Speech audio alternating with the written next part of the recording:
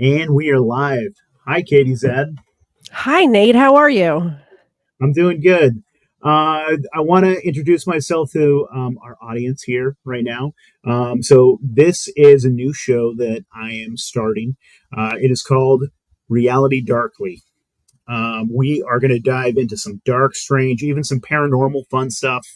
But today we're going to cover some true crime and a serial killer. And this case is very near and dear to my heart. And I want to get into that for a minute, but first I want to introduce myself a little bit to you guys since this is the very first episode and you know nothing about me. Again, my name is Nathan. I'm a Christian, I'm a husband, a father, and a podcaster. This is my very first time trying to do, it says echo. Oh no.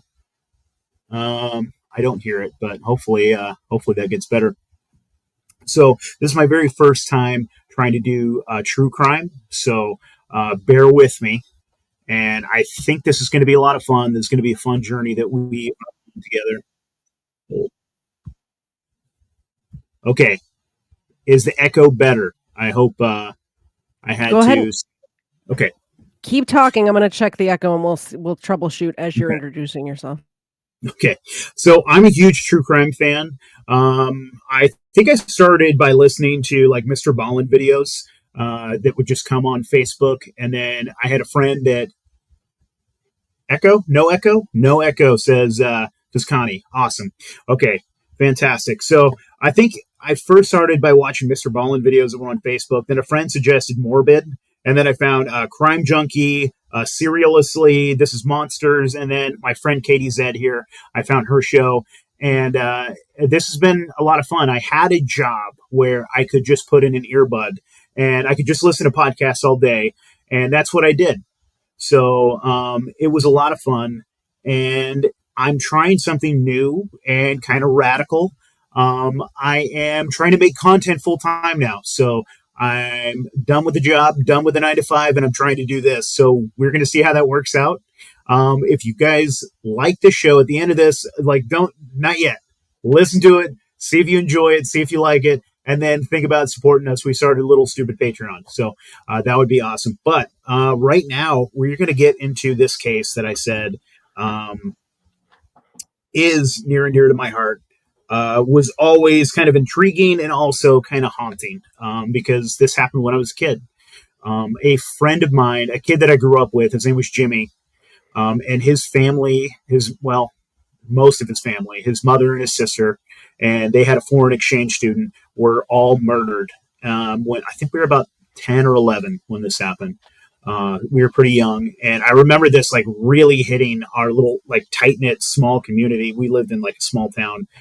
Everybody knew everybody, and this was a really big deal.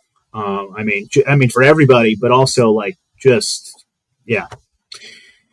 And I can tell you just I don't want to like really get too much into that because I don't want to sound exploitative, but I would just say that Jimmy is and still is. I'd say he was really bright, really athletic. The first kid that I ever saw that could do a backflip. I thought Jimmy was the coolest kid in the world. Um, That's something when you're 10.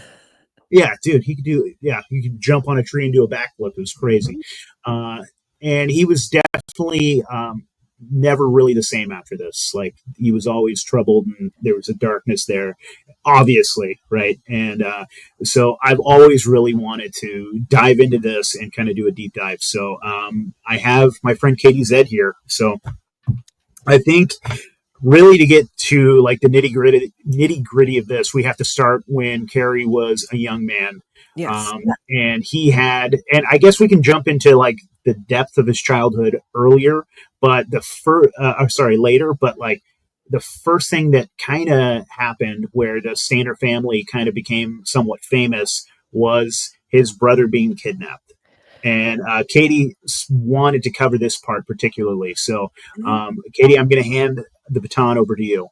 Well, like you said just a minute ago, that your friend Jimmy was deeply affected by a crime happening to him back when he was a child. And I think the same thing happened to Carrie, where when he was a child, a crime affected him and his family, and that's what I'm gonna get into now, and then we'll get into the debauchery that Cary got into, later on in life. But when s Cary had 4 siblings. There was 5 of them total in their family, 5 in my family too, by the way, 2 boys and 3 girls, just like my family.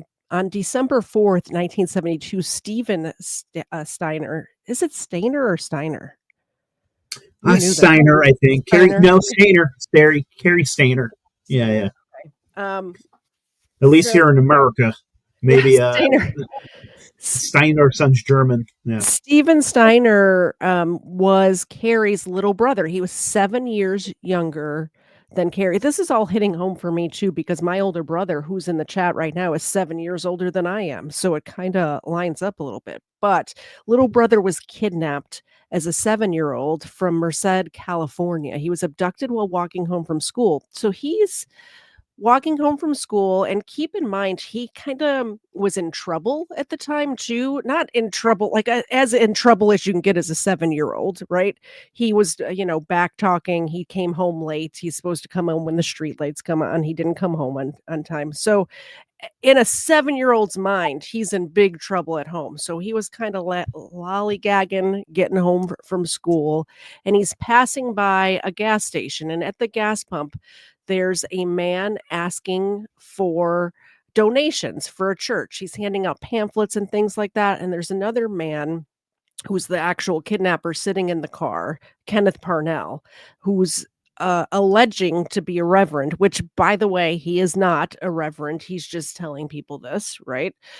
So he ends up telling Stephen, or the other gentleman, which I didn't write his name down, I forget what the guy's name is, but his accomplice, who was a mentally challenged man who was also manipulated by Parnell, is telling Stephen, "Hey, we're collecting donations for the church. Do you think your mom would have anything to donate?" Like, they're doing, like, a yard sale or a junk they call it different things in different parts of the country, but basically a rummage sale or a yard sale, to raise money for the church. "Do you think your mom would have anything?"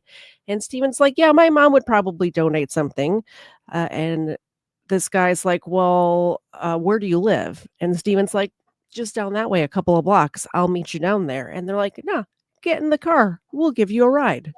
And being a 7-year-old, he was never taught about stranger danger or anything like that. I think this case in particular is why we all got the stranger danger talk, because, as we'll find out in a little bit, they did a made for TV movie about this that everybody in the country watched, and this is back in the time where you had to sit down, make an appointment to what it was pre-VCRs, pre-DVRs, like, you couldn't pull it up on demand. Everyone watched this all at the same time. It was one of the most viewed made-for-TV movies, up to that point, about the kidnapping of Stephen Stayner. Um, anyway, sorry, lost my train of thought there, Nate. So he ends up getting in the car. He also, another thing that I found out in researching this is he did not know his own phone number, and I can remember as a child, my parents, I can still tell you my childhood phone number because it Mhm. was ingrained into Same our here. heads to know your Yeah. address and your phone number, and I think this happened in 1972. This may have been one of the reasons why. Yeah. So as they're passing by Stephen Street, he's like, turn here." And they're like, "Oh, no, I talked to your mom, and she said you can spend the night with us." And keep in mind, he doesn't know these dudes, but he's also been told not to disrespect adults and to listen to adults. So he's like, "Okay." They transport him to, they transport him to Parnell's cabin in Kathy's Valley, and he manipulated and brainwashed this kid for years. Years. He's manipulated and brainwashed this kid, told him that his parents didn't want him anymore. He got out of Stephen that he was in trouble for, the little the sins of a 7-year-old, I guess you would say, and he was told his parents don't want him anymore, which is crazy. And he's told that, then after that, he's saying, "Well, can I call my parents?" He's like, "No, no, no, I talked to your parents. They said, we talked to a judge, and you're my son now." So he starts calling Parnell dad. He's told that he has to call, Parnell dad. He's told that after that, he's told when he asked to talk to his parents again, he's told that his dad had a heart attack and died, and that his mom moved back east somewhere, and all the kids have been adopted by different families, so there's no way you're ever gonna see your family again. So, after years of this, Stephen believes this because he's a second grader. Like, why would he not believe adults, right? Hold on one second, sorry. Bless you. I didn't wanna sneeze into the ooh, I don't know, it snuck up on me.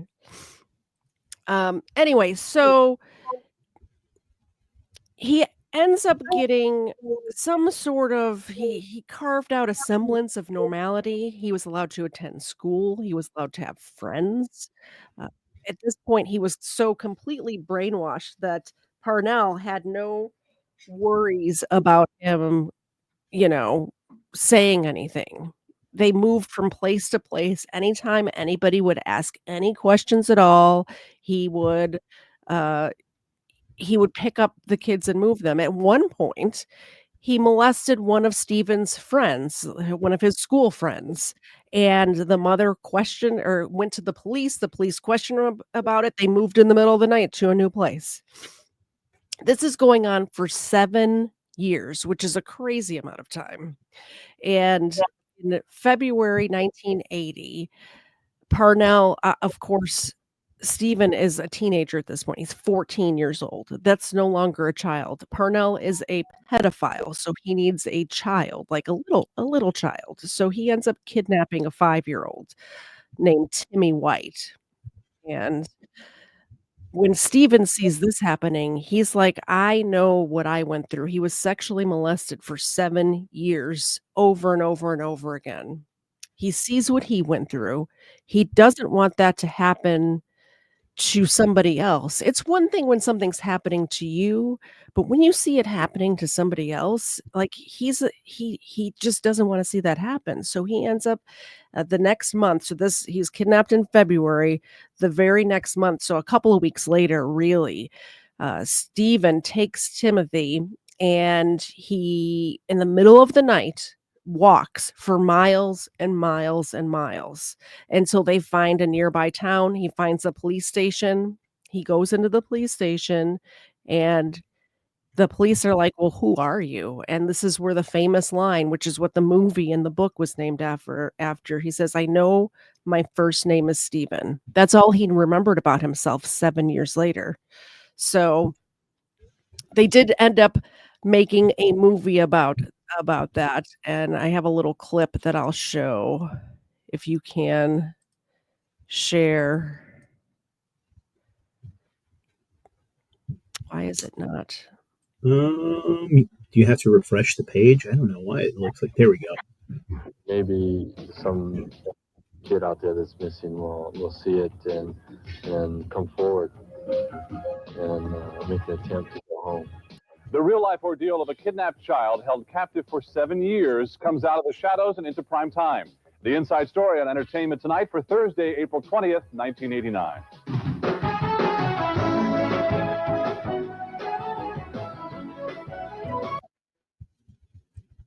We'll mute Entertainment Tonight's, theme music. Okay, that's probably a good idea. Yeah. Everybody, I'm Mary Hart. And I'm John Tesh. He was kidnapped at age 7, held captive for 7 years, and when he returned home, even adjusting to life with his parents became an ordeal. Now the bizarre story of Cary Stayner is coming to television. That's our inside story for today.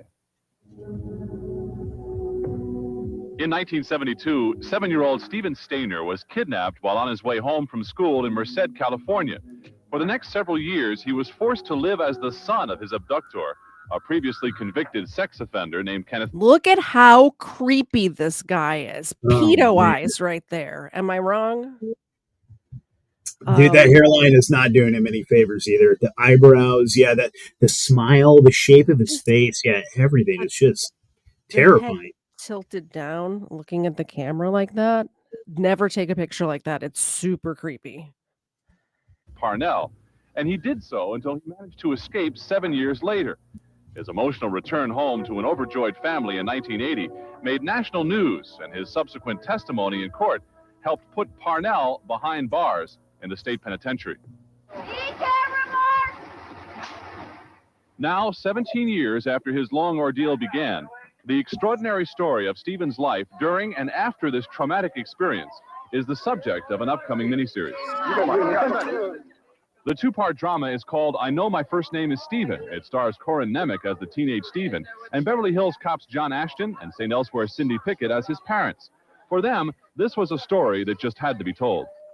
It brings a tear to almost everyone. It's just the fact that a human being can be a child, can be cruelly dehumanized like this. And it's moving to everybody. I'm really pleased to be associated with it. And I think it's a fascinating story. And if it wasn't true, I don't think anyone would believe it. Hop in, son. The preacher here, he'll drive you home. The story, in fact, is remarkable. Abducted and convinced by his captor that his parents no longer wanted nor could afford him, Stephen lived a life of constant fear and was routinely sexually abused. He was forced to call his kidnapper Dad, and outwardly seemed to have a normal life. Happy Valentine's Day. This is your new little brother. But at 14, when Parnell brought home another 5-year-old kidnapped victim, Stephen took the child, and together they escaped from their rural captivity and went to the police. You say he looks just like you did at age 14. By the way, this right here, this man with the mustache is Stephen. He played a police officer in the miniseries. So he was on set and helped create this whole movie. And it is not a documentary. So there are some stories, like some parts of it that are it's not true to form, is what I'm saying. So don't watch this and think you're getting the whole story. It is dramatized because it is entertainment. But I thought it was pretty interesting that he was there during the filming of this, and was kind of watching over and seeing what was done. And you can see how he grew up. He's a upstanding young man. He's a hero, really. He saved that other kid. So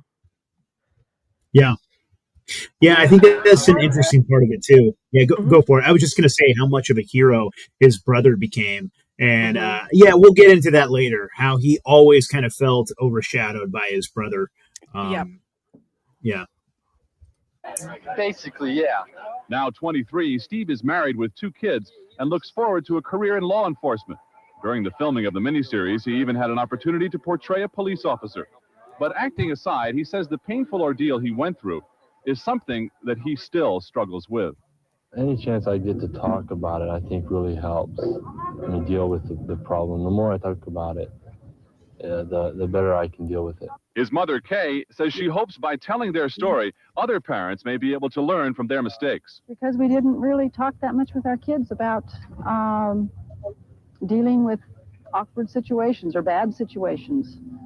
We told them don't talk to strangers. We never told them what a stranger was. As for Steve, he's just hopeful that by focusing attention on his experience, the misfortune he suffered will somehow be able to make a positive difference for others.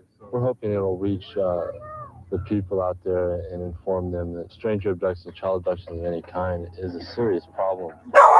Maybe some kid out there that's missing will see it and come forward and make an attempt to go home. Sorry about that. I think Mr. Zed just got home from work. So anybody out there who has children, especially young children, teach them what a stranger is. Teach them. And I think we all sort of do this these days. But it's very important, no matter how young they are, that they know you don't get into a car with a stranger, even if they say, I know your family, I know your parents. Get a code word for them. That sort of stuff. If anybody walks away with anything from this, it's that. Teach your kids about stranger danger. 100%. Yeah. It's really tough too, especially when you grow up in such a small town. You feel like you can just kind of trust people, especially in your neighborhoods. And Yeah. I mean, Merced, California, I don't know what the size of it is now, but I'm sure it was quite a bit smaller then. Yeah. Um, and it was the 1970s, dude. People left their houses unlocked. Yeah. They let their kids run around all day long, but I wouldn't describe their childhood as normal. So No, I think definitely not. Definitely not this is where normal. we can start to get into this a little bit because, as you touched on earlier, it was sorry, us. Give me 1 second here. I've got all my notes here, and so Cary was the oldest of five kids. Yep. He had three sisters, and then he had his little brother, and he particularly felt kind of unloved because I mean his parents were not very loving. His mother had also suffered sexual abuse from her father, and so she was I don't know how to describe it besides very cold. And it's one of those things that you have to kind of do, kind of separate yourself from your emotions just to protect yourself because like it has to mean nothing, that sort of thing, or else you Yeah. have to acknowledge the pain and all those things. And it's really hard, I mean, people have to deal with that stuff to become a normal human being afterward. And it's really hard to do that shadow work. And for some people, you just can't, and so I mean you have to kind of feel sorry for Cary's mom, but you also have to recognize that Cary's mom was kind of a butthead and showed zero affection Yeah. and showed zero emotion, and Cary was her first, and she just kind of like definitely emotional neglect is a nice way of putting it. Well, And anytime that he would show any emotion, she would shame him. And it was kind of, it was kind of the toxic masculinity that yeah, people boys talk about. aren't supposed to have emotions like that. Yeah. Boys aren't supposed to cry. Boys aren't supposed to do this or do that, and that's unhealthy. And it seemed like Cary was kind of an emotional kid. He was kind of an interesting kid. And his mom just would kind of just shame him out of it. So he was not allowed to show any emotion at all. And then his dad was like cold as ice as well, Mhm. mentally, physically abusive. Um, and then we get into it later that his father was also a pedophile and molested one of his sisters, And the which is uncle really too. dark. And we'll get into We'll get that. into Yeah. that. Well, first I wanted to talk about, how this affected Cary. So his little brother goes missing, and obviously his parents are a wreck, and they're kind of they were already a little neglectful as far as, affection goes, but with the little brother missing, everything is about Steven, and they wanted to keep all of Steven's things in case he came back. They couldn't move just in case Steven comes back. They couldn't, they couldn't, um I don't know if this was just part of the movie or if this was a real thing, but Steven had, like, carved his name on the garage door, and, when they were painting the garage, Cary almost painted over it and got, beat for it because Steven had written his name on the garage, which he was in trouble for Yeah. when it happened, but then it's a reminder of Steven. So everything in all of their lives was always Steven, Steven, Steven, who was not even there.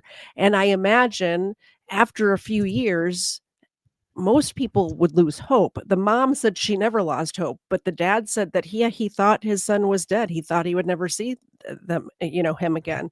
And I imagine the other siblings thought the same thing, but they're living in this darkness of this missing child. And then Stephen comes back and the light shines upon Stephen and everyone else is lost in the background. There's news, I don't have any of them pulled up, but there's news, maybe it's in one of these, but there's like news conferences where you see Cary just standing in the background. Nobody's talking to him, nobody's asking him how he feels about it. It's all about Stephen. And I have Yeah. he even did an interview on Good Morning America all about Stephen. He Cary was used to having his own room because before the boys shared one room, the girls shared another room. Same way in my house when I was growing up, right? It was a 3-bedroom house. Well, it was actually a 2-bedroom house, and my dad makeshifted a bedroom in the basement as well. But I grew up with 7 people in a 2-bedroom house, and all 3 girls shared a room, and the 2 boys shared a room, and my parents had a room. So now Cary has had his own room for 7 years and has to have this person that he doesn't know this person. This Yeah. is a stranger to him, come back and try to share a room with him. And So as much as he probably, I'm sure, cared and missed his brother, oh, there was for also sure. some resentment Yep. he probably held against his brother as well. Because, yeah, like I was saying before, Cary never felt any real love or affection from his parents, and he Yeah. was always in the shadow of his brother, even before his brother had been kidnapped. Like his brother had always been the favorite. They always would kind of anything that he had wanted, any kind of love or affection that he had been looking for, was aptly, or I mean, just abundantly given to his Mhm. brother. And so, like I assume he had a lot of resentment towards him. And so, I mean, I don't know how much more we want to kind of dig into Cary as a young child, but like before he could even walk, I have I have the name of this pulled up here, and I'm going to attempt to pronounce it. It is called trichotillomania. So Okay. before he could even walk, he was suffering from trichotillomania because as a little child, he was trying to get attention from his mother. His mother Mhm. would just flat out ignore him. And if he would start crying, his father would just scream in his face. He developed this, I guess we'd kind of call it a mental illness or an OCD, something like that, where Mhm. he would just start pulling his hair out. Yeah. And so he was just yanking his hair out. And so in later in life too, I mean, he would have still like actual bald spots from this. And he was like relentlessly teased, and he would always wear a ball cap trying to cover it up. You have to kind of feel for young Cary at this point. And then Oh, absolutely. also he started, and probably a lot of this had something to do with the resentment towards his mother. He started having these like dark fantasies about wanting to hurt women, wanting to Mhm. strangle women, wanting to do things to them, and he resisted it. Actually, he was almost, it was like intrusive thoughts, almost like Mhm. an OCD intrusive thought that started like popping into his mind, and some might call it demon, something like that, that was trying to kind of oppress him and trying to, and so he had this thing that he was wrestling with. And he didn't want to embrace it, actually, which I find um, sad because Mhm. this ended up taking over him. Now, Um, I'm not saying that if you're a bad mom, your son will turn out to be a serial killer.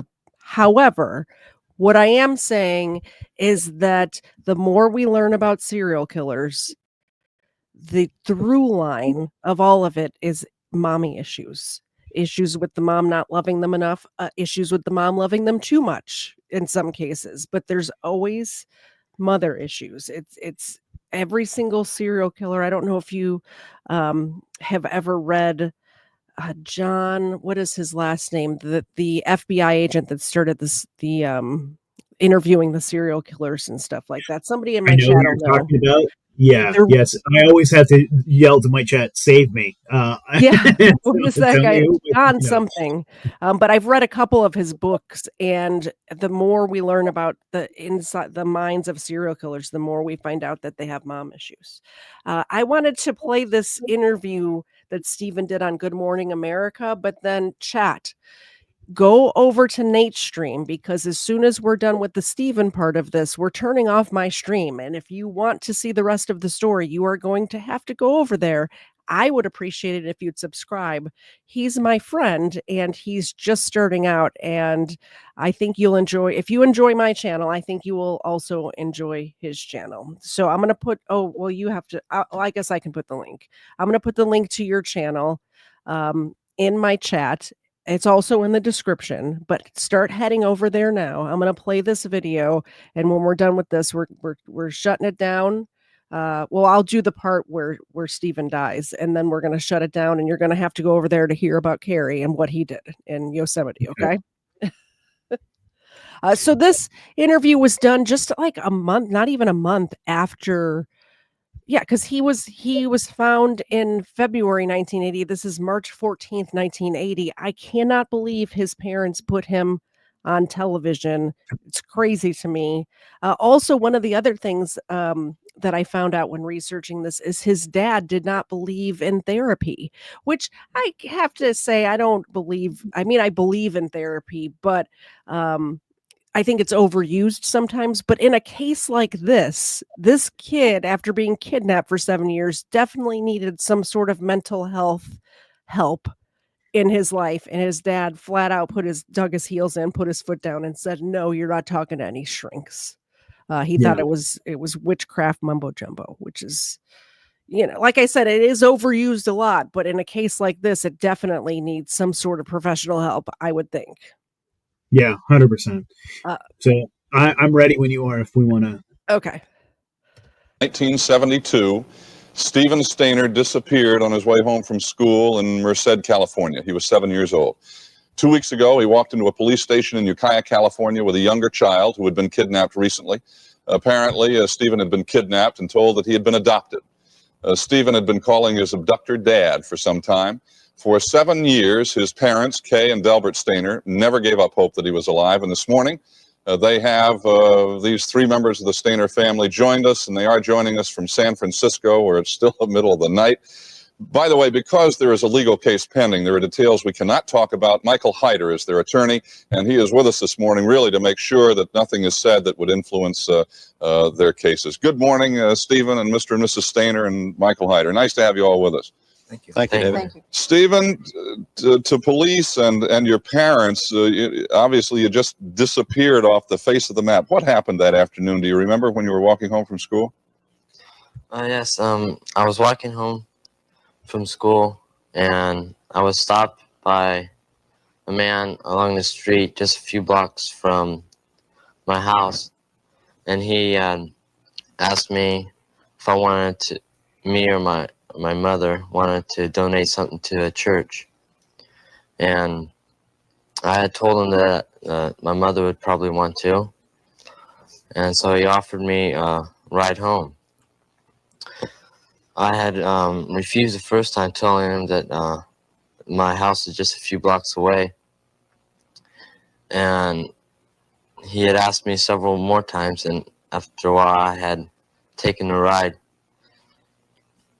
And then a car pulled up, and I got in, and they passed the road that I lived on, and I had told them that was the road I lived on. They said that we'll just call your parents to see if you can stay the night.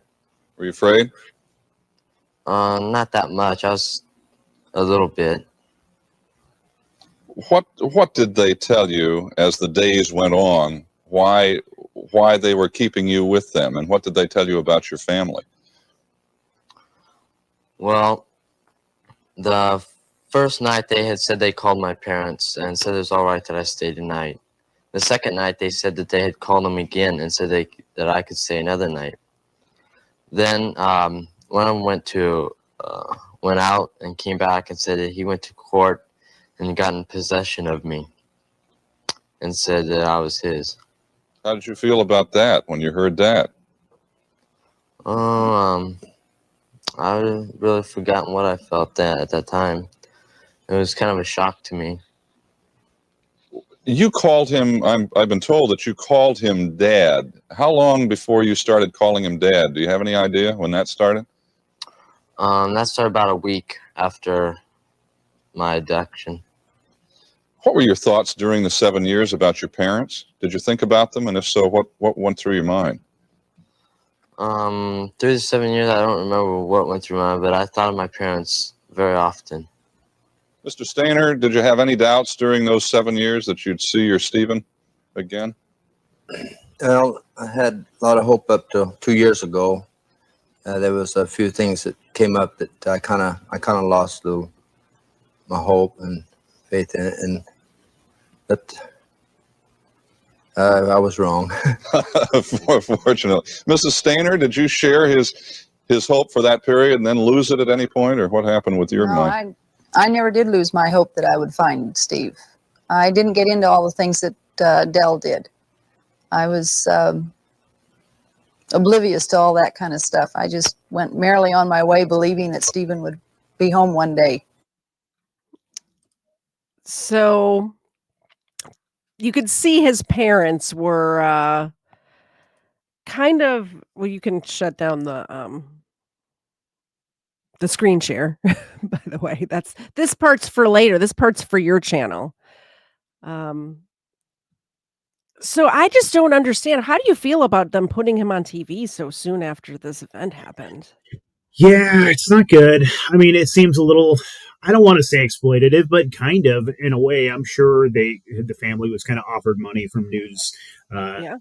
you know, and man, it is interesting looking at his mother, kind of knowing that I don't know, I don't want to say, it's hard for me to judge her, but also it's like, she's definitely the cause for a lot of what happened later. And she seems like such a nice lady on the television, and it's, it's Yeah. weird.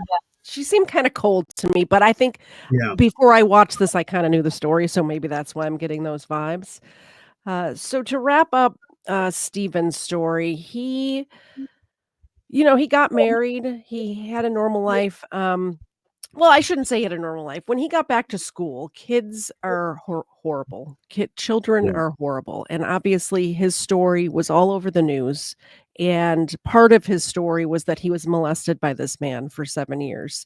So his people in his school were calling him the F slur. People in his school were saying that he was gay, which back then in 1980 was the most awful thing that you could be called, right? Yeah. They were not kind to him. I think a lot of it is rooted in jealousy. He was getting a lot of attention. He was on the TV. I think a lot of it. He's a handsome kid. Yeah. Yeah, he's very kind and meek, and it was said this was said about him before he was even kidnapped, so I think that's another reason why he was the perfect victim, is because he's not one that was gonna speak up or speak out, but he did end up wrangling together a normal-ish life. He married a girl that he worked at a butcher shop, and he met her in a butcher shop, and or it, at his work, he met her there, and he fell in love, and he married her, and they had 2 kids together. And then he was on his way home from work one day on a main road, and a guy in a truck pulled out. There was a stop sign that he didn't stop at, and he pulled out in front of him while he was on his motorcycle, and Stephen ended up dying in this motorcycle crash. A horrific death. He was not wearing a helmet at the time. Not that probably wouldn't even saved him, how bad this accident was. Turns out the guy who ran the stop sign and pulled out in front of him was an illegal immigrant from Mexico. He hit and ran, so he left the scene of the accident, and they ended up finding him in Tijuana, Mexico, is where they ended up picking him up. So Was this is he ever not. brought to justice at all? I He was, hadn't yeah. read it. That's good. Yeah, Yeah. and let me pull my notes up. Sometimes I just talk from my brain, and sometimes I use notes. I was just talking from my brain just now. So on September 16th, 1989, so this is 9 years after he was found, at the age of 24, Stephen was riding his motorcycle home from work in Merced, California, when he collided with a car that ran a stop sign. It pulled right into his path. The impact of the collision was devastating, and Stephen succumbed to his injuries shortly thereafter. Stephen's untimely death was a heartbreaking conclusion to a life filled with both extraordinary courage and immense suffering. Despite the trauma he endured during his years in captivity, Stephen strived to build a normal life for himself after his escape and rescue. He was married, he had 2 children, and worked to support his family. His death left a void in the lives of those who loved him and the community who had rallied around him during his ordeal. Yeah. Steve's story it continues to be remembered. There's a statue built to him. I think it's in a park there in Merced, and it's a statue of him holding Timmy's hand. He saved this boy's life. He was a hero in this community, so it was really devastating to everyone in the whole community. Um, and I don't have anything about if the guy was brought to justice, but I do know they went and picked him up in Mexico. So I assume that he served some sort of time for that. By the way, um, Purcell only served 2 years for kidnapping Stephen. 2 years for kidnapping a guy for or a kid for 7 years. And here's why. Sorry, my allergies. I was fine, and then as soon as we hit the live button, my sinuses are draining. Stephen was embarrassed from being a victim, and I think it does also have to do with the fact that the kids were making fun of him at school and stuff, so he did not wanna tell the police that he was sodomized almost nightly and all of these horrible sexual things happened to him. He did not wanna come out and announce that to the world, so when he first told his story, he left that part out. So the man, Purcell was only charged with the kidnapping and not the sexual abuse of the children. He did Yeah. end attempting to kidnap. He was sentenced to 4 years. He served 2 of them, got let off on good behavior, whatever the heck that is, because it's California, right? And then he ended up trying to purchase another kid and was arrested for that. He ended up dying in prison, so he did go back to prison. He had a housekeeper, and he asked the housekeeper to help him purchase a kid, and the Yeah. housekeeper turned in, thank God, right? All right.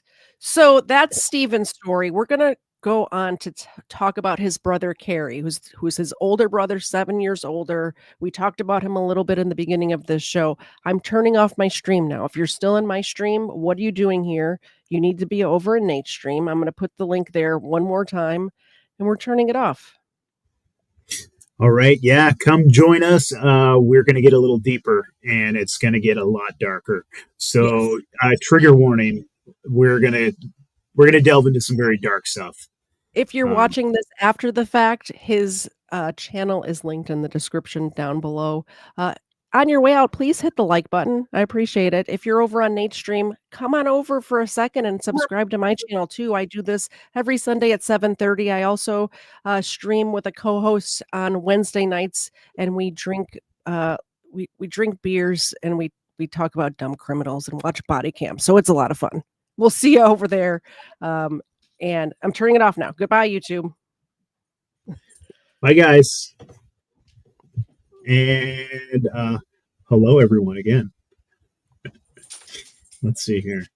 Oh, I turned it off. Okay. Erica says she's here. That's awesome. Yeah, a lot of people have already jumped over, which is awesome. All right. Okay. Vegetarian carnivores here. Here we go. Wahoo is here. Okay. I think we're off of my stream now. You're off of the stream. Okay. So we can jump back into this now. And I wanted to touch just a little bit more about Cary as a youngster, right? So we kind of talked a little bit about him suffering kind of neglect and definitely verbal abuse from his father. I'm sure it got physical at times. There's reports that like the dad beat the mom. Dad was not a good dude. I don't know if I have anything that said that like Cary was like physically abused by his father, but we'll get into his father's brother in a little bit. So they also grew up Mormon, which I think kind of adds a little flavor to this. While you get into it, I will be right back. 2 seconds. You got it. So, like someone had mentioned earlier in the chat, let me see where that was. It was Elizabeth Smart. I think that like I have nothing against the Mormons. I have a lot of friends that are Mormons, but the Mormon Church sometimes I think can add a little bit of. They're very polite. They're taught to. Proselytize is not the word I'm looking for, but they're very friendly. They're very open. They're very. I think that it made it kind of easy maybe for his brother to be kind of talked into and abducted, because I mean that's the saddest part actually, is because I mean, Mormon people are so nice, dude. Yes, Erica, you're the one that mentioned Elizabeth Smart. Also grew up in the Mormon church, and the way that she was abducted, and maybe that's a story that I'll cover, because I mean that's another one that really affected me as a kid. Was Elizabeth Smart? My mom was obsessed with it. She would read books about it. She would tell me all about it.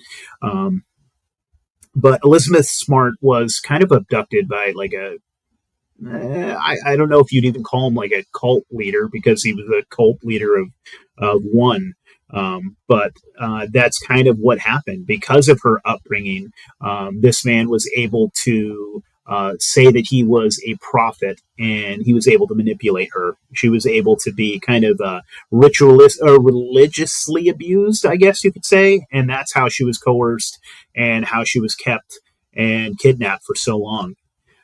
So I don't know if it like really has too much to do with it, but I think it adds an extra layer. Just that Cary was raised Mormon as well, and maybe that affected how his brother was kidnapped. But so let us get into it. I have some notes here. I actually had written down an entire script, and then Katie was like, "You're going to sound like a robot." So I'm periodically looking down at my script and then trying to have a conversation with you guys so it sounds normal.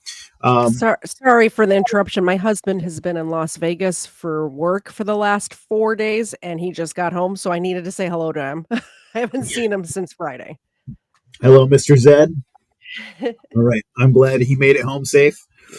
And here we go. So I wanted to get into this a little bit. I was talking about how growing up Mormon maybe affected like how his brother got kidnapped and things like that. It was the same way Elizabeth Smart was kidnapped as well, because Erica in the chat had mentioned Elizabeth Smart earlier. Mhm. So let's get back into Cary here. He was an extremely bright kid. According to all of his teachers, he had a very I don't know if he got an IQ test, but he was a very bright kid. They put him in accelerated learning, so they like accelerated him, and put him into further classes, whatever that is. He played sports. He did baseball. He was very artistic. Mhm. And in high school, he was actually voted most likely to succeed. He And then succeeded at something. he was also voted the most artistic as well, because he Mhm. made cartoons actually for his local high school newspaper. So Oh, okay. on the surface, it looked like everything was good at home. He had a mom, he had a dad, he had his family, and it looked like they were a loving family. But in reality, there was a lot of problems going on, obviously. And so Cary was always looking for a father figure, and obviously his father was not the figure. And Mhm. so I think when he was about 11 years old, his own household was extremely strict, very strict, and so he started going over to his uncle's house. And we had briefly mentioned this because his uncle's house was more free. The kids over there kind of got to do what they wanted, stay up late, watch TV, whatever he wanted to do. It Yeah. seemed like a fun place to go. He really enjoyed the time with his uncle.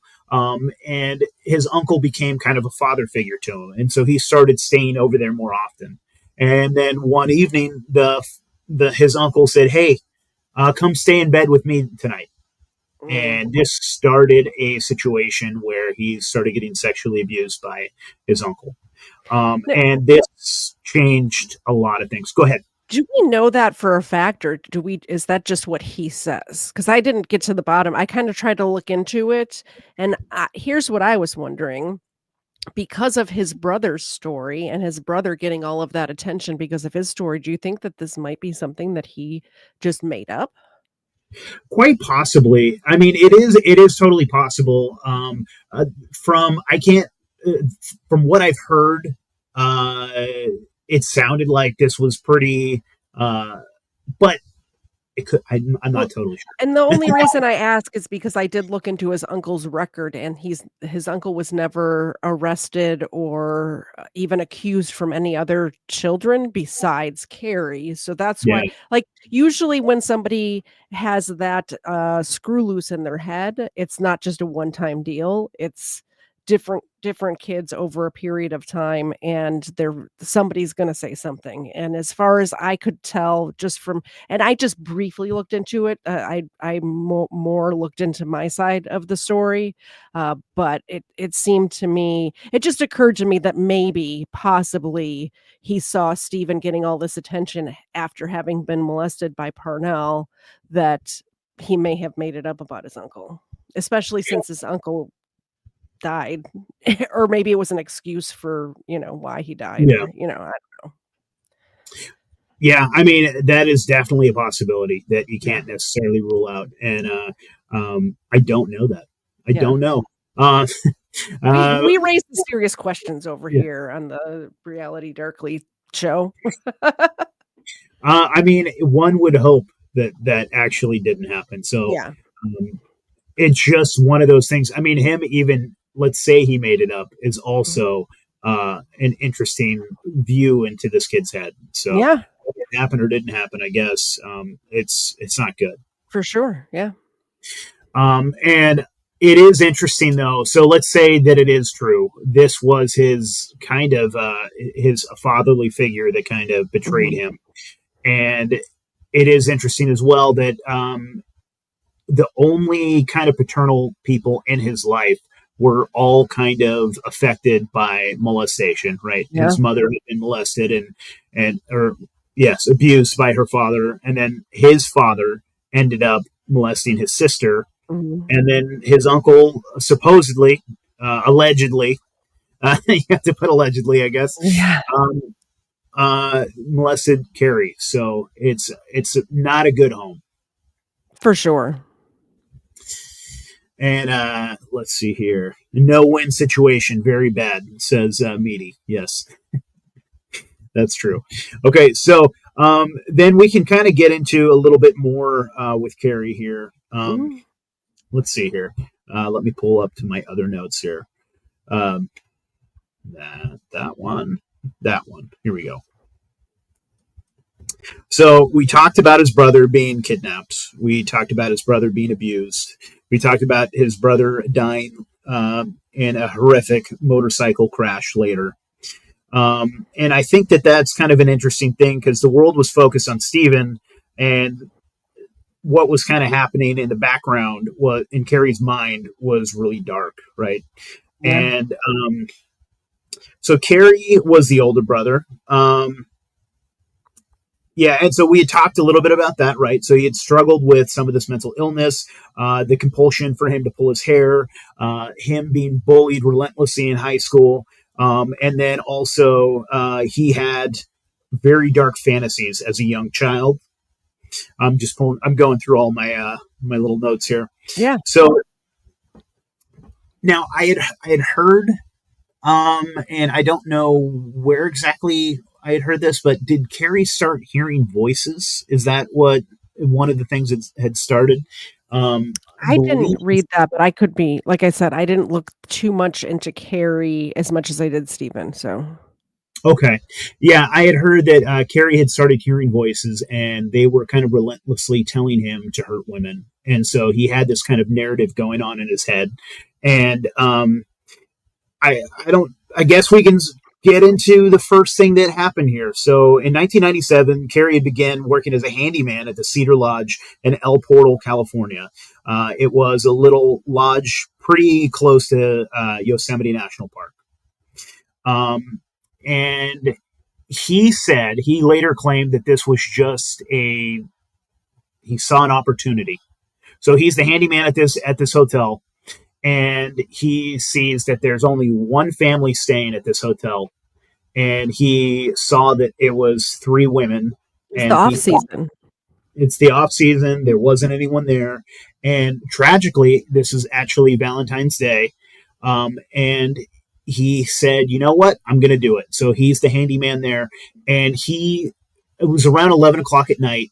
started knocking at the door and saying, "Hey, I need to fix something. I'm the maintenance guy here." And that's the thing about Cary, is that he was like a tall, handsome, like from everything that I've ever heard, he was like very charismatic. He was a good speaker, and he just kind of charmed them. He kind of just kept knocking at the door and saying, like, "Hey, I got to go fix that thing in your bathroom. There's a water leak." And the mother was like, "No, I don't see a leak." He goes, "Hey, I'm going to get fired. I'm going to get in trouble You here. need to Like, check in. please, I need to check on this." And tragically, she said, "Okay." And she let him in. So, and again, this was my friend's mother. And I always think about this. As I tell this, I kind of see my friend's mom. Her name was Carol. She was only 42 years old. And there's the pup. Hi, pup. Well, the people from my channel are in your chat asking. On my channel, by the way, if people support me during the show, the dogs get a milk bone. So that's what they were asking for that. So I love it. there's Xena. People don't come to see me; they come to see her. So. Richard Hillard says charismatic, like a Ted Bundy type. Yes, Yes. dude, that is exactly the type. Like, I mean, from like, if you were to look at this guy, he is kind of tall, dark, and handsome. He's kind of has that thing going on. But unfortunately, and he's real clean cut. I mean, he wouldn't look like the type of person that would do this. And those are always the scariest ones, because you have an idea in your head that you would see like a crazy killer, and you'd spot him right off the bat and be like, "Hey, I'm watching out for that guy." Never the case. Never the case. Dangerous stuff. Look at BTK. He worked at the church. He was a family man. Look at Ted He's a Bundy. deacon. Yeah. Yeah, look at Ted Bundy. He, from everybody who's met him outside of being murdered by him, say he's such a nice guy. Every time you see any of these people when they're interviewing their neighbors, they say, "Oh, that guy." They never say, "Oh yeah, we had a suspicion about that guy." They're like, "Oh yeah, he brought my grandma groceries when she was sick," or that, like just Yeah. totally normal, nice people. I mean, also, again, maybe some of that Mormon upbringing. Again, nicest people in the entire world that I've ever met. I mean, I'm sure that's kind of what he was. Yeah, here you go. Sub to Nate. He's a sweetheart. Thank you, True. Meaty. I appreciate you, brother. Yo, Mama says we are subbing to Nate's channel. Thank you, Mom. All right. Now you just have that in the back of your head every time you're on your YouTube channel. Katie's mom is here. Mind Yeah. your P's and Q's. That's true. I got to be nice. Yeah. So tragically, Carol let him in.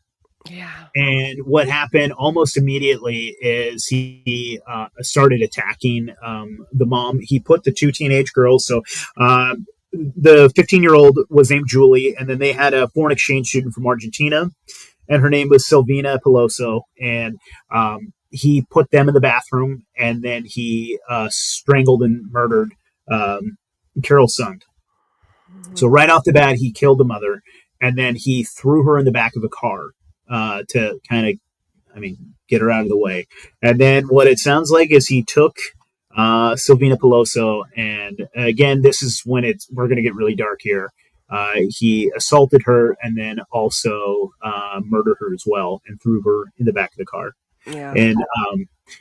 And then he had some weird, twisted fantasy, almost like a weird romantic thing that he had in his mind. And he took my friend's sister, Julie, and kept her for a while, and proceeded to do things. Any of his dark fantasies were done, and it's just awful. It's horrible. And that to me is probably one of the hardest things I think about, like my friend, and thinking about him having to live with what happened to his sister, and all those kind of thoughts. It's like, because, it's somewhere in your mind, you're like, at least my mom died quick. Well, and it was so publicized. There was no way to get around not knowing exactly what happened to your sister, Yeah. And I think it was publicized not only because he's a serial killer, but also because of who his brother is. I think it was even more on the mainstream news because of that, Yeah, absolutely. I mean, because his brother was a hero, but we're even getting before he was well known. So Yeah. this was kind of a shocking thing. I think in the community in Yosemite to have people go missing like this. But this almost like it didn't fly under the radar, not really. But the next thing is what really brought all this to light. And so it's again, it's really tragic, really terrible. But he then took Julie and he took her into the car, and they drove out to Yosemite, where he again had assaulted her, and then the way it's described, and I assume this is like through his narrative because no one else, but the way it's described is that he was almost like holding her like a child. Like he sat there and he like carried her and he brought her out to this really remote location.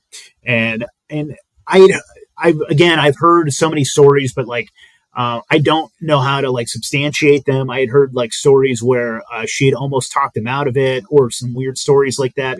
I mean, these are all stories that I heard as a kid, probably. you Well, know, and all of these stories are from him because nobody else was there. Well, the yeah. only other person that was there was Julie, and she's no longer with us to tell her side. So, You know what's interesting too about him is that he has this ego where he wants to be seen as kind of like a predator, but he doesn't want to be seen as like a rapist, whatever you want to say that, as an assaulter.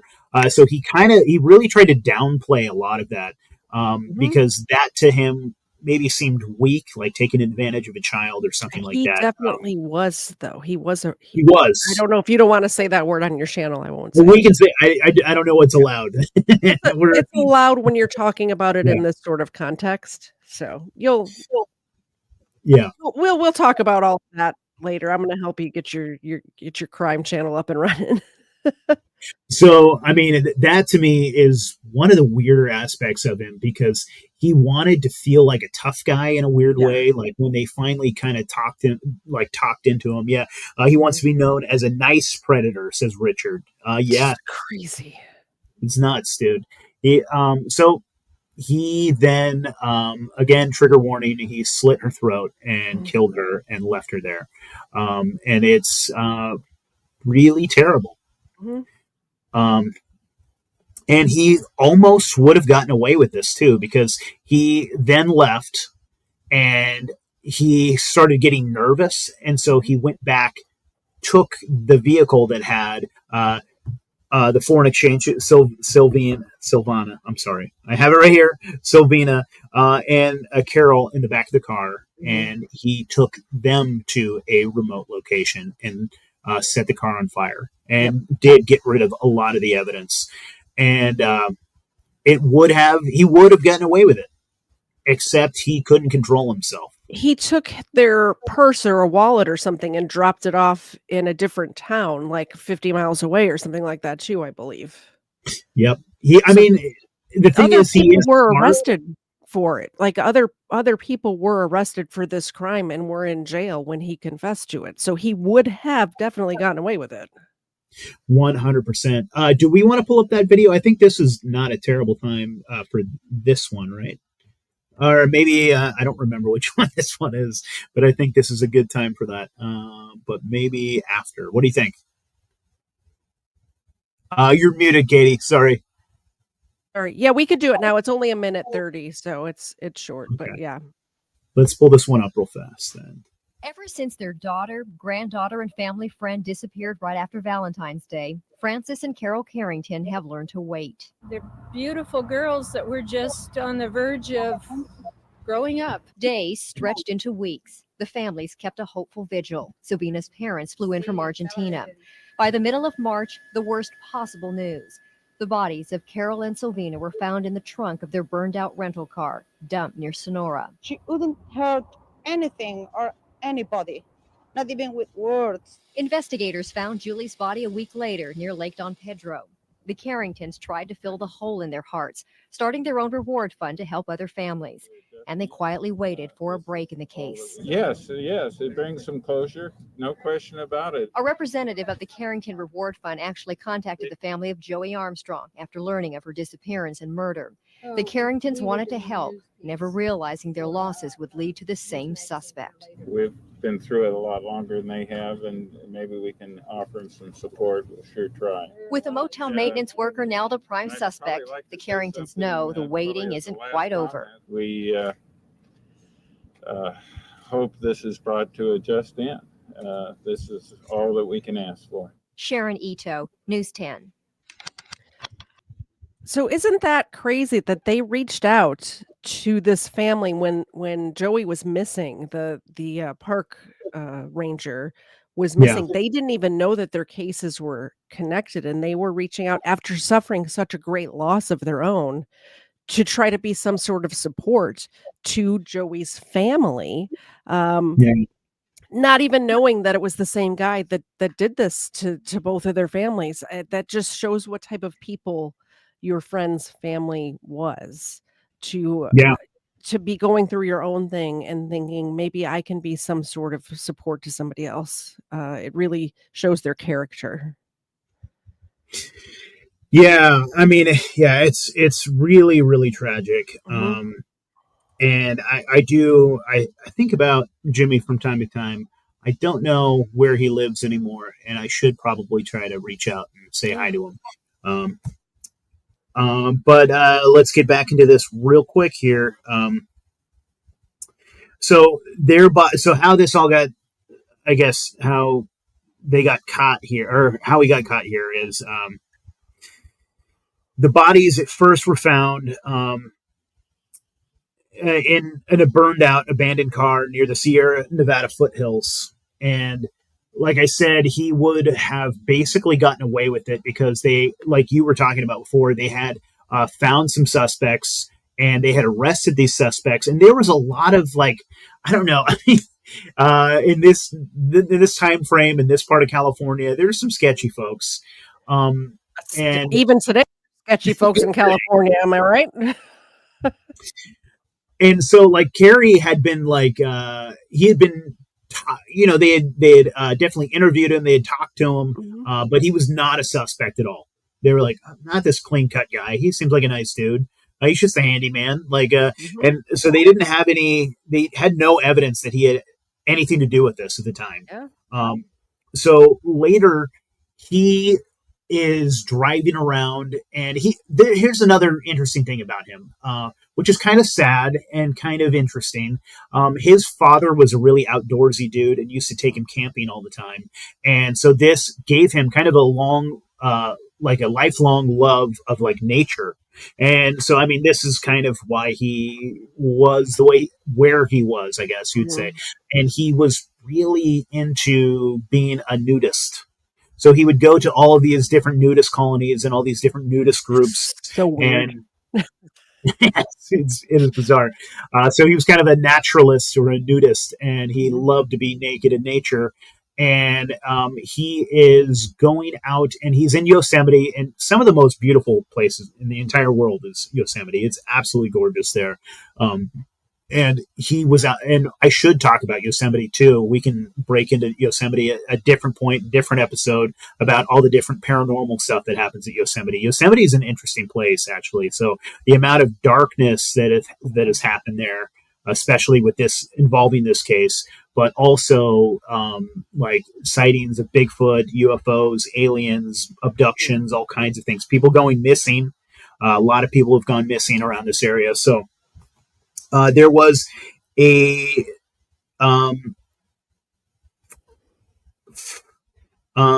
let me see here. So there was another lady that was working for her name was Joey Armstrong. I'm not good at, like, structuring this, and that's I have to work on as well.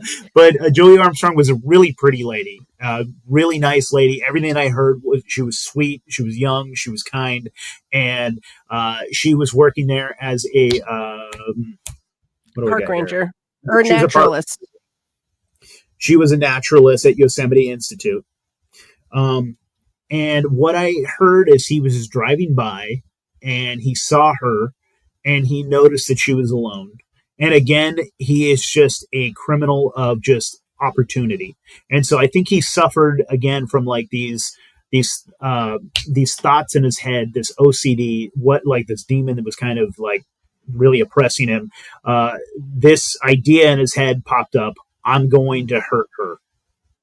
And he says that in a split second, he had made the decision that he was going to do it. So he goes to, she was staying at a cabin and she was there by herself. And he pulls up and he knocks on the door and then he forcefully enters when she opens the door. And he just instantly grabs her and kind of overpowers her. Is Hold up a picture of Joey if you want to share it on the screen. Yeah. So yeah, she was a beautiful girl. I guess that's the only picture of Yeah. her, but yeah. And from what I believe he tied her up. So I think he tied her ankles and her feet, and he threw her in the back of his car or his truck, and he's driving. And she was a fighter, and she was like, "Not today," and she fought like jumps heck. out of the back of this truck. Yeah, she was not just she did not go willingly, and she jumped out of that truck. And unfortunately, because her ankles were bound, she couldn't outrun him. So he Yeah. stopped the car, chased her, and he was such a psychotic, mean, evil person that he had these like bouts of rage that he just attacked her. He was so angry that she didn't do what she was told because there's something about these type of folks. They just want power. It's a power. It's this disgusting, and she wasn't giving it to him willingly. She wasn't complying with his orders, and he just lost it. And he ended up again. Okay, trigger warning here again for extreme violence.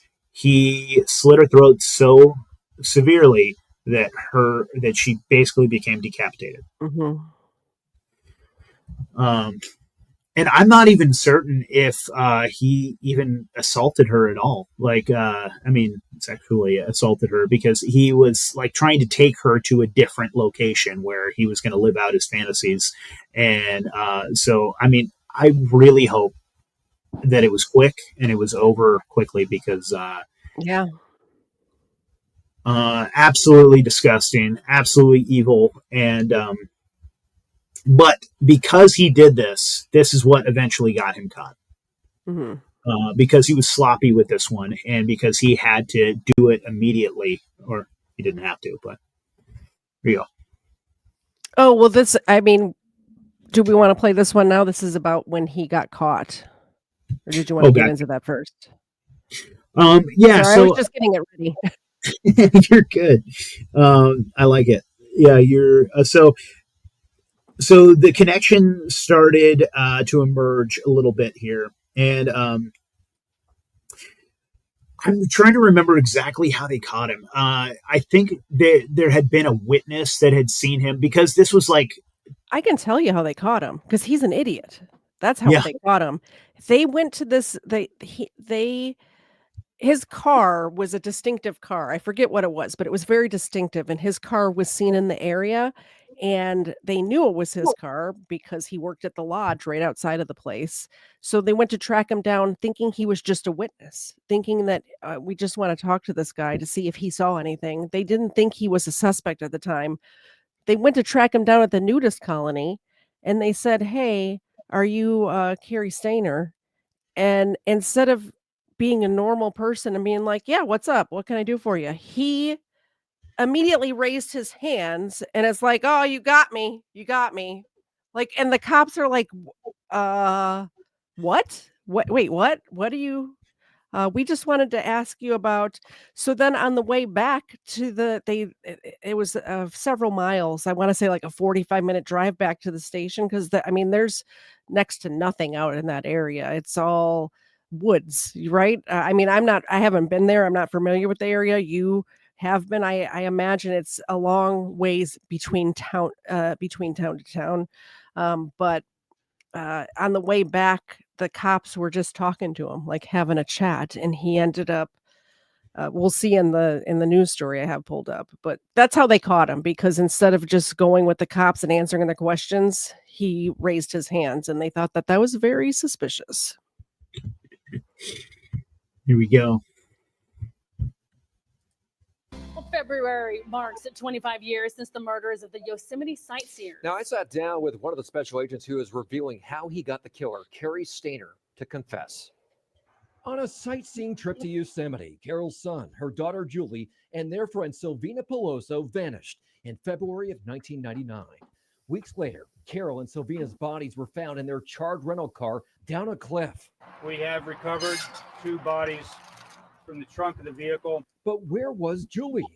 The killer sent the FBI this hand-drawn map with a chilling message. We had fun with this one. It showed a trail from Highway 120 with an X along. He kept putting in all these. He sent letters to the cops and stuff like that because he wanted the body to be found, because he knew what it felt like to have a loved one missing.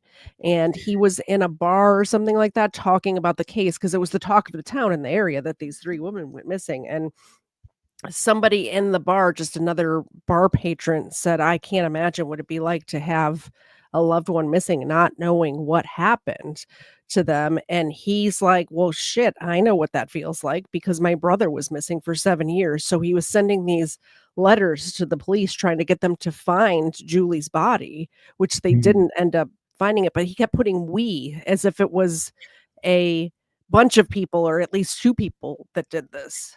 I do find it really interesting that he used the plural there. Mm-hmm. We had fun with this one.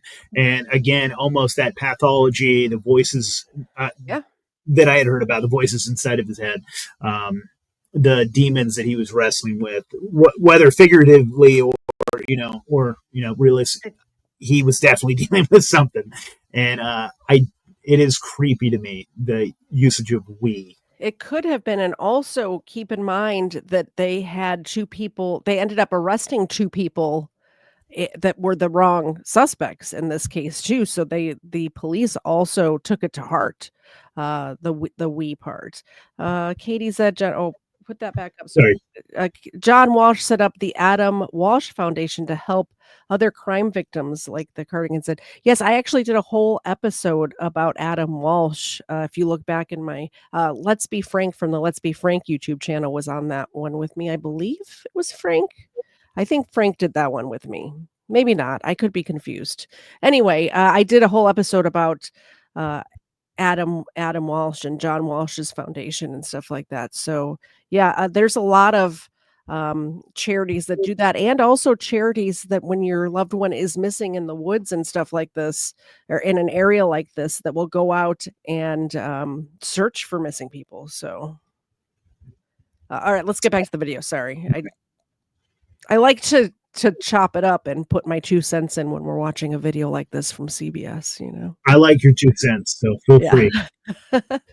On the shore of Don Pedro Reservoir, where investigators discovered Julie's body. Months later, the killer struck again, beheading naturalist Joy Armstrong in Yosemite. I'm going to be totally honest and not hold anything back. Then FBI Special Agent Jeffrey Reinick was sent to talk with a potential witness in the cases, Cary Stayner, a handyman at the Cedar Lodge, the motel where the sightseers stayed. Stayner was at the Laguna del Sol nudist colony in Wilton. That drive Reinick convinced Stayner to ride with him to the FBI office. During that time, we got to know each other. Cary opened up about his brother Stephen, the subject of the movie I Know My First Name is Stephen. At age 7, Stephen Stayner was kidnapped a few blocks from his Merced home. He escaped his captor at 14. Cary was not happy over the short sentence his brother's kidnapper got. He went to prison for 7 years, and yet they held Stephen for 7 years, and he felt that was really not right. And I agreed with him. I had no problem. I agree with you. You ultimately gained his trust in a very short period of time. And I don't judge people, so when they talk to me, they feel comfortable. That connection ultimately got Stayner to confess to killing Joey Armstrong. But before admitting to killing the sightseers, Reinick says Stayner tried to negotiate. He wanted images of young girls. This part is crazy. So he he said, "Oh, I know what happened to the tourists." And he said, "Here's what I want for that information. I want naked photos of young girls. I also want a made-for-TV movie made about me, just like they did about his brother. He wants the same sort of miniseries made about him, and he wants to be sentenced to a prison that's close to his family." And I don't know if it's said in this news story I pulled up, but they said that this officer said pick one of the three, and the out of those three things, what do you think is the most important thing to this guy? Yeah, it's the naked pictures of young girls. Mind blown. Monster. Yeah, Absolute Family to monster. get the reward money and to end up in a federal prison near his family. Reineck recalls asking him to pick one. Oh yeah, here we go. What's the one thing? It's the one thing only. And he chose the pornography. Stayner did not get any of his requests, but ended up confessing to killing the sightseers, saying he planned the attacks for more than a year and explained why he drew that map to investigators. It was bothering him that Julie's body was laying out there in the elements and not being found. Stayner was convicted and sentenced to death. What's valuable to me is the helping the families and trying to give pleasure to the families. Cary Stayner is now 62 years old, and at San Quentin, investigators have looked at him. He's dead now, by the way. He's dead. 5 other killings across the valley in the foothills dating back to the 80s. That includes his own uncle, but he's never been charged in those cases. His brother, Stephen, died in a motorcycle crash in 1989. Now, Reineck has also written a book. It's called In the Name of the Children, an FBI agent's relentless pursuit of the nation's worst predators. And you're going to hear more from him in tonight's episode of FBI. Okay, well, we're not watching that episode, but if you guys want to go find it, it was like 10 years ago. So, Katie, are you sure he's dead? Because I don't see a date of death here on his Wikipedia. It says that he's still in San Quentin. I might be wrong about that. I miss that. I'm fake news. I'm fake news. Sorry. I thought he died of a heart attack. For some reason, I thought he died of a heart attack in prison. I really wish he did. Oh, Cary no, Stayner you know what guilty. it's Parnell that died in prison. Sorry. There we go. There's too many criminals in this episode. I got him confused. Yeah. Parnell died He in is prison. still awaiting execution in San Quentin to this day. Well, guess what?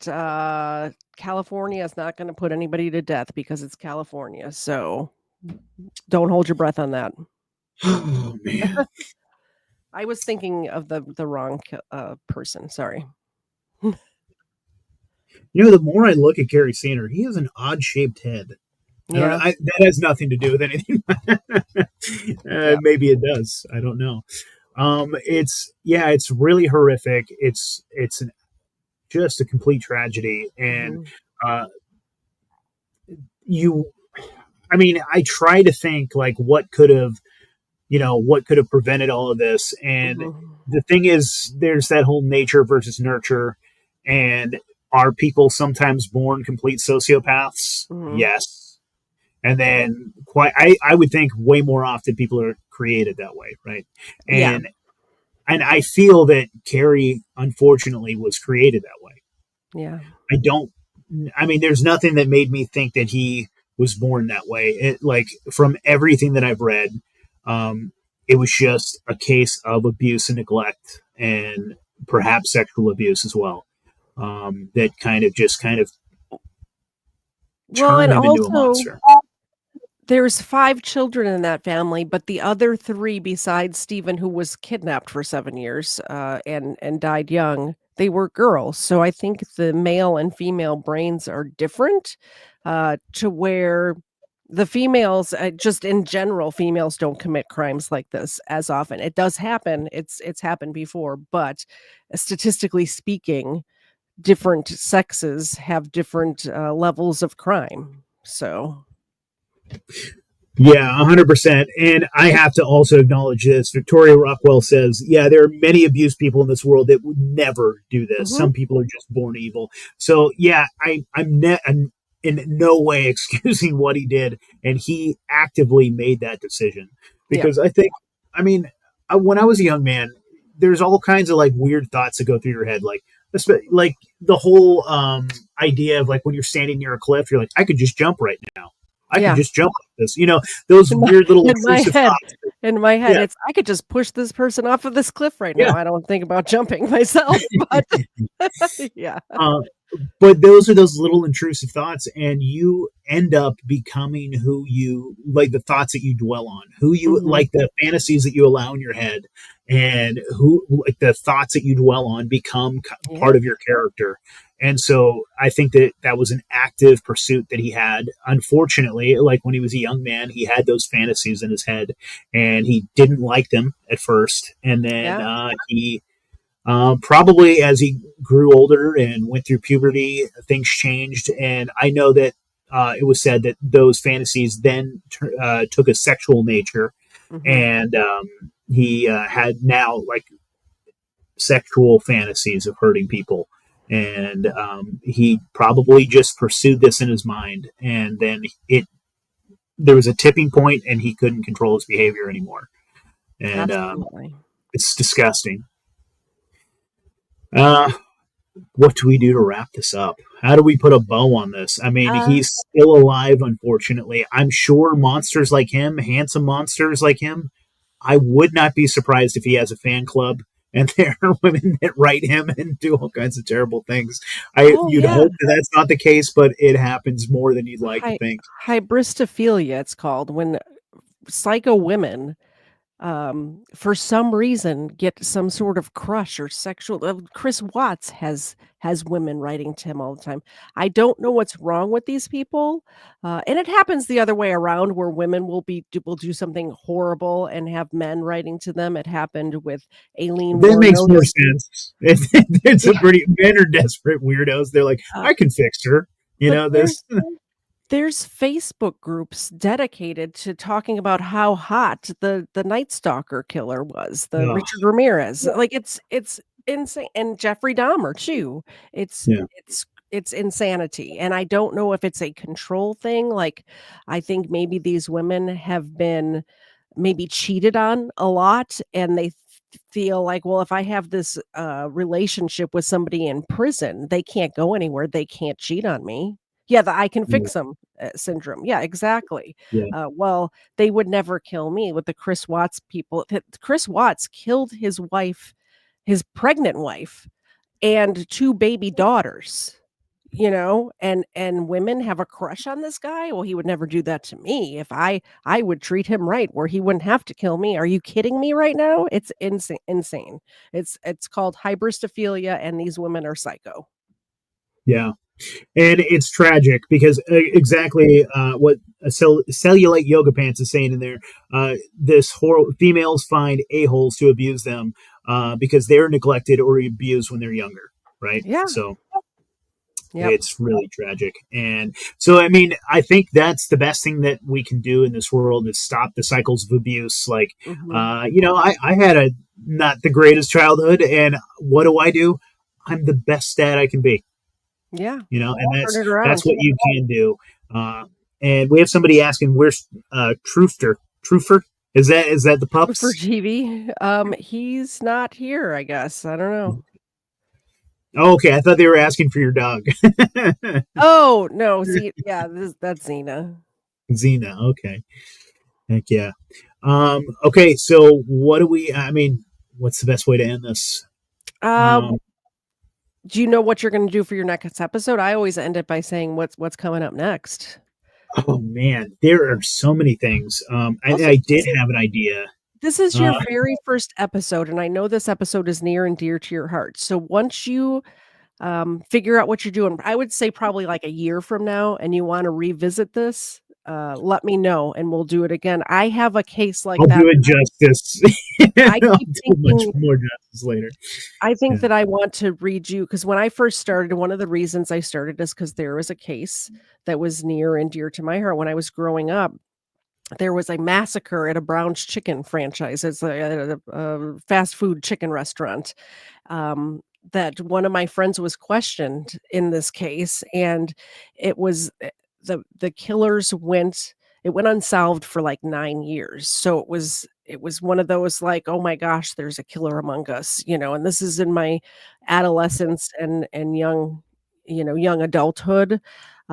And I did that case right away when I started my channel, and I keep thinking I was a baby YouTuber then. I didn't know what I was doing. The episode kind of sucks. It's a case that not a lot of people have heard of. Yeah. So I kind of feel like I want to go back and revisit that one. So if you ever get that urge to go back and revisit that case, you know where to find Okay. me, and we'll do it again. Thank you, Katie. And I think I actually have another one near and dear to my heart. And so maybe I Mhm. should actually wait until I'm a little bit better to do it. But I'm thinking about Daniel Brophy. Daniel Brophy was Yeah. a chef instructor Mhm. that he was my chef instructor, actually. I went to culinary Oh. school and Oh, he was one of wow. my instructors, and he was a friend of mine. And I watched that he, trial. yep, he was murdered by his Psycho horrible woman. wife, Speaking of psycho women. Nancy Brophy. Yeah. Yeah. That is definitely one that I want to cover, and I knew these people, outside of all of this too, and Mhm. I can kind of give a little insight of conversations that I had with Nancy. She was not an she was an interesting lady. Yeah. We'll get into it, but thank you so much, Katie. Let's do some plugs. Oh, what day is today? Monday? So Wednesday night at 8 PM Eastern is episode of Booze and Body Cams on my channel where Kfar and I crack a cold one and laugh at dumb criminals getting arrested. It's a good time. It is very light. Like this is a very heavy episode right now. And I do my heavy episodes on Sunday evenings, but during the week we keep it light and we watch police chases and we watch canines biting people in the ass and people getting pepper sprayed and stuff, stuff like that. And it's a lot of fun. So that is coming up on Wednesday.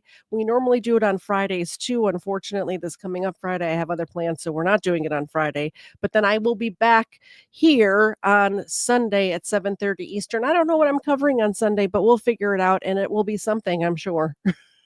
It will be something. It will be Yeah, something. I like it. So if you found any value with this at all and you want to help us as we're just getting started, there is a Patreon link in the description, and that would be awesome. But the best thing you could do is just like and subscribe and share this. That would be the best thing you could do. And I appreciate every single person that's listening to this. I'm going to start digging into the next thing. I think I am going to cover Daniel Brophy. He was my chef, and I respected him a lot. And it was a real tragedy. So I think that is going to be the next episode that we do. I haven't figured out exactly what day I'm going to be doing this because my little one exactly at this time right now, he has tumbling, and I like to take him over there and do that because it's cute and fun, and he's learning gymnastics. So maybe I'll start doing it on Tuesdays or something like that. But thank you, everybody, and I will keep in touch, and I will probably start some form of social media for the show, probably an Instagram, maybe a Twitter. So thank you guys. Look for that, and have a good night, everyone. Bye, guys. Bye, Katie. Thank you so much. All right.